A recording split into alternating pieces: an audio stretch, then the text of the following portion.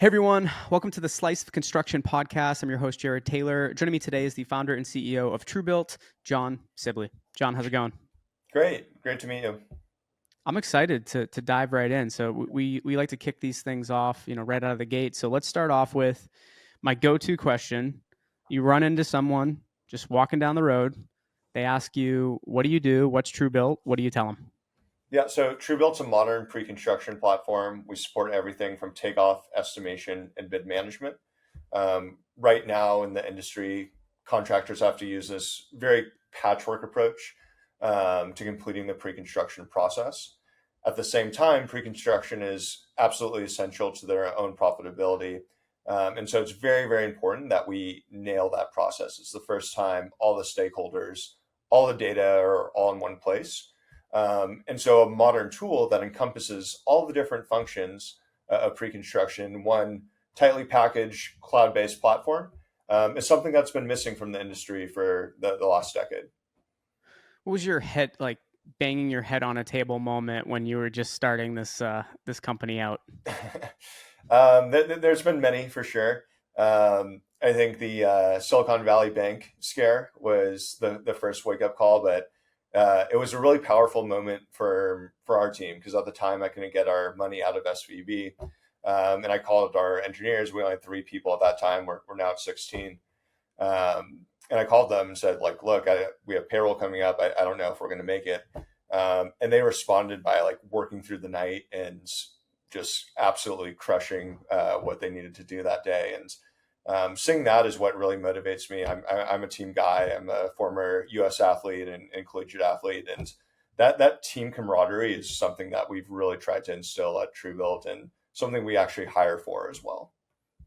It's interesting with what happened with Silicon Valley Bank because it actually did the crazy part. It did a lot of good because every bank upped their limits for the longest time, right? For businesses, we didn't have high limits that they would guarantee for cash, and now it's very hard not to find a million to 3 million plus, right, in that FDIC insured deposits now. Definitely. Um, Interesting. Well, so let's. I have a couple questions I want to go through with you here today, and then also some kind of just ones about life and Sure. advice that you've received. But let's talk a little bit about maybe how your solutions have impacted general contractors and these developers in terms of efficiency and accuracy. Yeah, so the first thing to distinguish is that we work with both general contractors and subcontractors. Understanding the cost of the materials, labor, and equipment that are required to complete um, a construction project really should be a competitive advantage, right? The better you can understand that project at an earlier stage, the more you're going to be able to submit a competitive bid and hopefully win that business.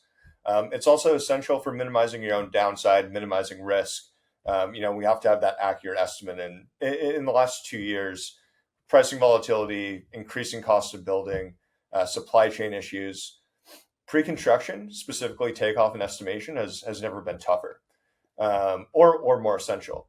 So with TrueBuilt, we've combined computer vision and AI technologies on the takeoff side to automate the more annoying parts of the workflow, and then combine that with an integrated estimation solution that uses machine learning and historical data, as well as materials and labor board data, to really give you that accurate estimate in a fraction of the time. When you were, not going back to the headbanging moment, but I guess talk me through when you were just getting started. A lot of times with founders there are little pivots. Did you have those pivot moments, but still obviously focusing on the core focus of the business? But what were the if you did have those pivot moments, what were they? Yeah, so my vision for TrueBuilt has always been to be end-to-end pre-construction and have the three different modules that we have today, and we have plans to expand beyond that.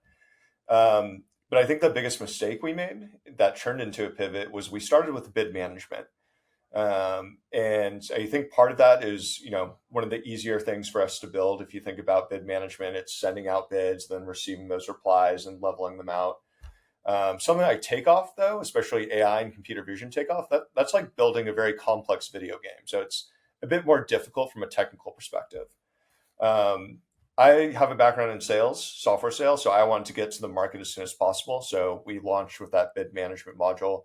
But I think what we should have probably done is started with the takeoff module because that actually has the most impact for our customers. And now it's in a great place where our customers can use computer vision and AI to take advantage of that automation. But I do wish we had started with that. It's not an easy thing though, right? To decide, like, getting to that launch quickly and then making those necessary adjustments as the feedback comes in, right? Yep. That's obviously you've received some good. It's not easy to make those decisions though, right? Because at that point you don't know what you don't know. You have to make that step. So talk us through your decision making process. Like, how do you take feedback from the customers and from the people you talk with and decide what's, hey, this is great to hear, but this is the feedback that is actually going to get added into our platform in the future and get added to roadmap, because it is hard, right, to decide what gets added to that roadmap. Yep. Yeah. So there's this great Henry Ford quote that says something like, if I had asked people what they wanted, they would have said faster horses. And I think there's an element of that. But when we're talking about general contractors and subcontractors who have been on an on prem legacy solution for 20 years, we really have to balance innovation with what's familiar with them. And that's actually some of the best feedback that we receive is that, contractors come in and say, like, all right, like I get it. You guys picked and chose your spots to really harness that automation and that AI capabilities, but also just gave us a table like we're used to. And I think one of the things we did earlier on in TrueBuilt's lifespan is try to innovate too much and too fast rather than focusing on, our customers are used to doing it this way. They're actively telling us this is how they want to continue to do it. Let's support that. And so I think that's been a really big lesson through the last 2 years too. Is it sounds obvious to say, but you really need to rely on those customers and get that feedback and actively listen to what they're saying. And so right now, all of our product decisions and that decision making process is coming from our customers. And again, we're picking and choosing our spots that we want to push innovation, but for the most part, that's even in conjunction with our customer base. Let's talk a little bit about what's next for the company that excites you the most us here today. Yeah, I think the main thing is continuing to invest in our computer vision and AI technologies. Basically, what we're doing is creating different AI models for every single trade and subcontractor that's out there. We're very strong in drywall, anything that's in Division 9 finishes. We're very strong in concrete. And we all want to start expanding that to all of the other trades. Trades and subcontractors have to harness a different level of detail than general contractors do. So I would say pre-construction is even more important for them. And we think that these AI and vision models that can read and analyze a blueprint in just a few seconds, or rename an entire plan set in just a few seconds, is taking away the more monotonous, annoying work for an estimator. And instead, an estimator can focus on what they do best, which is creating a proposal to win that job. And obviously, like, my background was originally in healthcare, and now we're starting to get into the construction space. So I have to ask you still a healthcare related question around, how do you think like a solution like TrueBuilt is also impacting the mental health of the people that you're working with? Um, yeah, so yeah, I mean, I think it's no secret that mental health is a huge issue in the construction industry. Um, it's the highest suicide rate of any industry. I'm not sure if you're aware of that. But it's something that, I personally take very, very seriously. Something I wish people would, ask me to talk about actually. Um, and so, I think from a product perspective, we certainly make their workflow easier and their job easier. But more broadly than that, one of our core values is making impact. And we really try to contribute and host and make localized events and really try to live in the shoes of our customers and understand where they're coming from. And I think just understanding what these men and women who are literally building our society, our American society every day go through, like, it is so important for any technology provider that's looking into the space. Would love to hear your thoughts a little bit because there's AI everything now, right? That's all we ever hear about on podcasts and in the news, whatever it is. But this is a unique space because unlike majority of industries, AI can continuously, help to improve construction, but people are more safe in the construction space than probably majority of all these other spaces, right? However, we always hear about robotics and AI and all these other industries, and I know construction is leveraging robotics, but maybe not to the same degree. Like, I guess where I'm heading with this is talk me through some of the key trends you see. Do you think we'll continue to see robotics play an even bigger role in the construction space as well as AI? But I'll let you talk. Yeah, so I think from the robotics perspective, I'm definitely not an expert, but I think we are seeing more and more adoption there. I think there's a bit of a misnomer with the general public where they're picturing a humanoid um, robot that's hanging drywall, and it's not quite that, right? It's a machine that's an elevated version of a tool or machine that they're using today that has more automations with it. And so with stuff like TrueBuilt, where we do have computer vision and AI more for the back office, right? The estimators and the project managers who aren't on site. AI and computer vision can definitely enhance their workflow. And we actually think of AI as augmented intelligence here. And what I mean by that is it's going to help these estimators do their job better. It's not going to do their job for them. And I think we have to be very, very careful from the societal level down to these individual construction firm levels that we're not using AI to over automate. The technology isn't there yet. We're making great advances, and it's certainly trending a certain way. But for us to fully trust it for say $100 million building project, like it's a ways away for that. Yeah, I think I'm obviously a big fan of. It's just crazy to see in the last year, right, how much that AI has improved. But I think we oftentimes as society talk it up maybe even too much because, like, you'll talk about you separate, right? But you can make movies with it. You can make image it. Go type in something. It is not going to look great, right? There's still some, but I think the CEO of Nvidia came on and was recently talking about at one of the recent meetings, like AI is not going to replace your job. Someone that knows AI and is leveraging it in their workflows is, and I think that is especially true in construction, right? Like, so leveraging AI to help um, make the lives of the people that are leveraging it a lot easier, great. So but so that they can focus on the more high priority tasks that they won't be able to use AI for. It'll be interesting to see how it plays out. uh, I would like to shift the focus now, John, to kind of this segment I've been doing with a lot of people now, and I always lead with this question first. I'd love to hear the worst piece of advice that you've received. Yeah, worst piece of advice I've ever received is go all in on your side hustle. I feel like there's this big culture and entrepreneurship and social media based entrepreneurship where people are like, you need to burn the boats and go all in, and that's not necessarily true. I worked on TrueBuilt like part time while I was in school and while I was working somewhere else for about the first 8 to 9 months, and then eventually got the business in a place where it made sense for me to come on full time. And then a few months later, we were able to hire two and then three people. Yeah, it's is that a Goggins quote right there? The burn the boats. Yeah, Something like that. it's There's many influencers out there, and I don't know if they give the best yeah, but that's what advice. they are. They're influencers. They didn't actually take their own advice, right? I think sometimes people go too all in, or the alternative, right? They don't provide as much effort that they need, even on a part time basis, and then they expect why something didn't work out. What's what's the best piece of advice you've ever received? Yeah, so like I mentioned before, I played on the USA national team for water polo.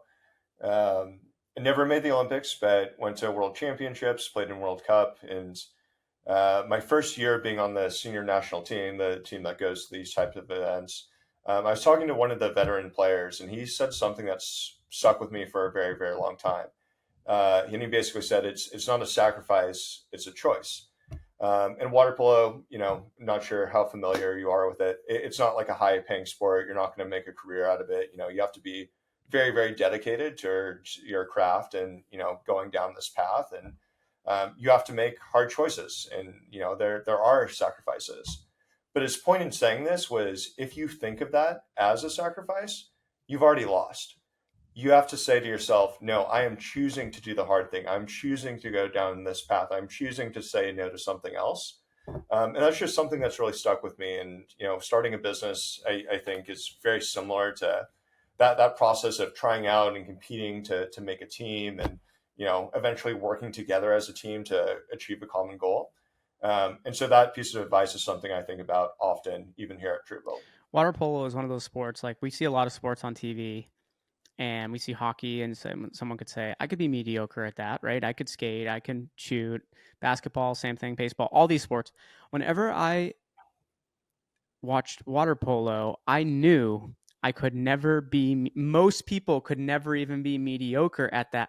It's the strength that you have to have.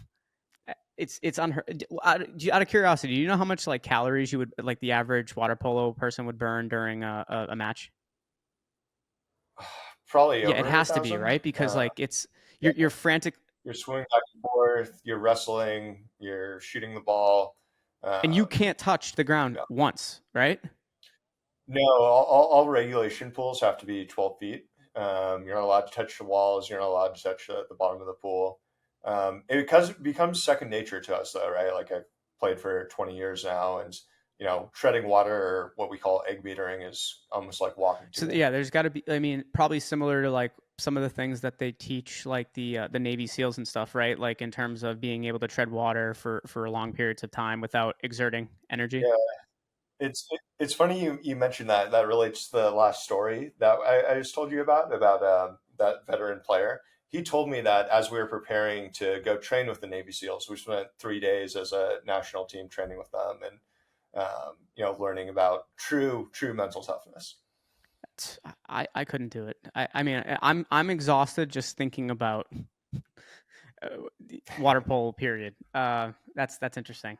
Uh, last question for you, John. What's something Mhm.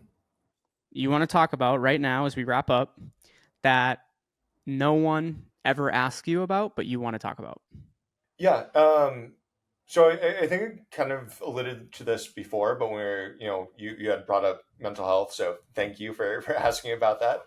But it's not something that comes up, I think, enough, and that goes for construction, but it also goes for the tech world. And I think the tech world in particular has a lot of platitudes of, we have to all act a certain way, or make sure we're all supporting each other, but at least from my perspective, being at startups and larger tech companies in the past, I don't know if companies do a good enough job of supporting the mental health of their employees on a very, very personalized level. I look at my job as CEO of TrueBuilt as three things. Number one, recruiting. Number two, setting the vision. And then three, like, just helping our employees any way they need possible, whether that's in or outside of the workplace. And I think mental health is a huge component of that. And getting them the personalized resources they need is a huge component of that. Yeah, we actually don't talk about it often as a. I think more so in recent years, society, we talk about mental health than we ever did before. Um, because probably our parents' generation, right, and even the generation before that, that was something you did not talk about, right? You're No, miserable, you stay miserable, you keep it to yourself, and you keep going, and then but that's no way to live. Uh, well, John, definitely. we should have you come back on in the future, and let's collaborate on some other content because obviously a fan of you and what you've built, and Awesome. really enjoyed our conversation here today. So thanks for being a guest. Awesome. Yeah, thanks for having me.